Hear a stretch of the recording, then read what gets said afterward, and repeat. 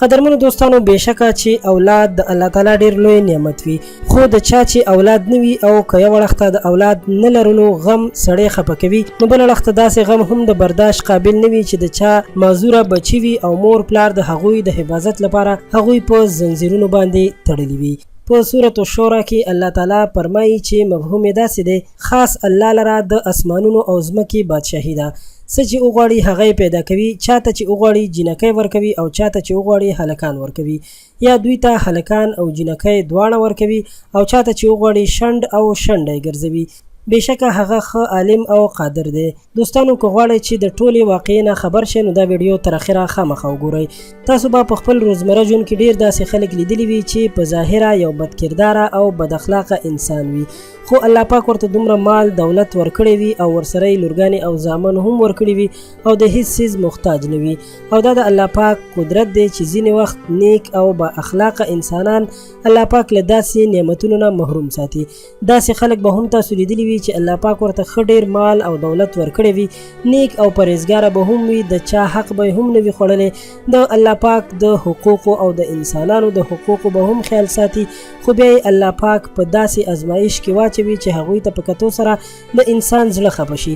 په ذهن کې دا سوال هم پیدا کیږي چې الله پاک داسې نیک انسانانو سره ولې داسې کوي، ځکه چې داسې خلک خو نورو انسانانو ته ګټه هم رسوي، چاته ضرر هم نه رسوي او د ښه ډېرو پیسو مالکان هم دي، نو بیا ولې الله تعالی داسې خلک د اولاد د نعمت نه محروم ساتي؟ د دې ټولو سوالونو جواب د سعودي عرب نه دغه شیر شوي ویډیو کې موندلی شئ. دوستانو که یو وخته د اولاد نه لرلو غم سړی خفه کوي، نو بل وخته داسې غم هم د انسان زړه سوری کړي چې د چا داسې معذوره اولاد وي او په هغوی کې زنځیرونه اچول شوي وي چې بچي په خپل منځ کې یو بل ته نقصان ونه رسوي.